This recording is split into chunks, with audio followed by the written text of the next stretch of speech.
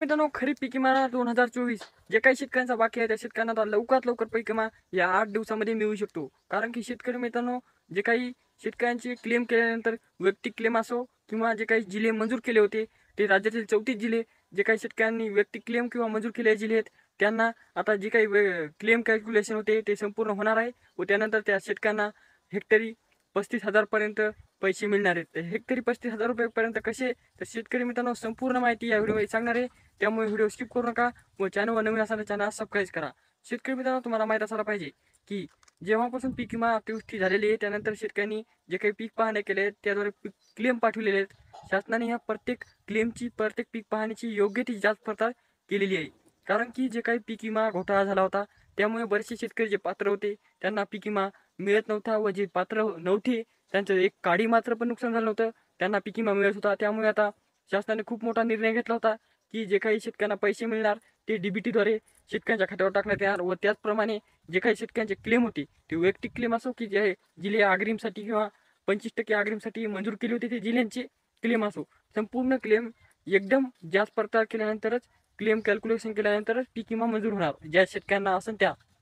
शेतकरी मित्रांनो, यामध्ये हिंगोली असो, नांदेड असो, परभणी असो, संभाजीनगर असो, धाराशिव असो, असे बरेचसे जिल्हे होते की त्यांना 25% अग्रिम मंजूर करता. कारण की तिथे खूप जास्त पाऊस झाला व त्यामुळे शेतकऱ्यांनी लवकरात लवकर क्लेम व पीक पाहणी केली होती. त्यामुळे शेतकऱ्यांचे लवकरात लवकर डाटा हा कृषी मंत्र्याकडे हवाया गेला होता, म्हणजे कृषी सहाय्यकाच्या द्वारे वर गेला होता. आता शेतकरी मित्रांनो, या पीक विम्यासोबतच खरीप सोयाबीन, कापूस अनुदान हे पण मिळणार आहे. त्याच्या अनुदानाद्वारे शेतकऱ्यांना तर फायदा होणारच, पण जे काही कर्मचारी होते त्यांना पण होणार आहे.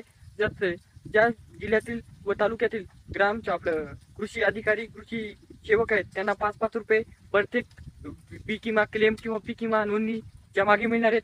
त्याच थरावर जे काही गाव लेवलचे कृषी सहाय्यक आहेत त्यांना पण 5 रुपये अनुदान मिळणार आहे. अशा प्रकारचे हे शासन बऱ्याचशा योजनेचे पैसे आता येणाऱ्या 8 ते 10 दिवसामध्ये तुमच्या खात्यावर पाहायला मिळणार आहेत. त्याचबरोबर शेतकरी मित्रांनो, जे काही तुमचे राज्यातील 34 जिल्हे आहेत त्यामधील आता बऱ्याचशा जिल्ह्यांमध्ये काही तालुक्यातील नुकसान झाले, काही गावातील नुकसान झाले, तर काही लोकांचे नुकसान झाले. त्यामुळे वैयक्तिक क्लेम ही योजना काढली होती. या योजनेद्वारे तुम्हाला वैयक्तिक क्लेम केल्यानंतर तुम्हाला वैयक्तिक शेतकऱ्यांनाच पैसे मिळणार, बाकी जिल्ह्यातील शेतकऱ्यांना पैसे मिळणार नाहीत. कारण की ज्या शेतकऱ्यांनी क्लेम केले त्यांचेच पीक नुकसान झाले असे गृहीत धरले गेलेले आहे. त्यामुळे तुम्हाला पैसे मिळतात ज्या शेतकऱ्यांनी वैयक्तिक क्लेम केले आहेत. कारण की समध्या क्लेमची योग्य ती जाच केल्यानंतर पैसे वितरण होणार आहेत. व तसेच शेतकरी मित्रांनो, हेक्टरी 12,500 ते 35,000 पर्यंत असे पैसे मिळणार आहेत. कारण की आता तुमची शेतीमध्ये काय उत्पन्न होतं, काय पीक होतं याच्यावर अवलंबून आहे. म्हणजेच की तुमचे जर सोयाबीन असो, कापूस असो किंवा फळबाग असो, केळी असो, इतर पिकं असो, त्या पिकाद्वारे तुम्हाला पैसे मिळतात. म्हणजे की जिरायची शेती असो, बागायची शेती असो, असे बरेचसे या पीक विमा वितरण होताना लक्षपूर्वक गोष्टी केल्यानंतरच तुम्हाला डीबीटीद्वारे, जे की माणिकराव कोकाटे राज्याचे नवे कृषी मंत्री म्हणले होते की डीबीटीद्वारे तुम्हाला खात्यावर पैसे पाहायला मिळणार, त्याचप्रमाणे तुम्हाला आता पैसे या 8 दिवसामध्ये मिळू शकतात. ही माहिती होती जी की वृत्तपत्राद्वारे आपल्याला हाती लागली होती, जी की तुमच्यासोबत शेअर केली. तुमचे काम आहे तुमच्या नातेवाईकांना किंवा पाहुण्यांना शेअर करायचे व तसेच आपले चॅनल सबस्क्राईब केले नसले सबस्क्राईब करायचे. कारण की प्रत्येक अपडेट तुमच्यापर्यंत पोहोचते.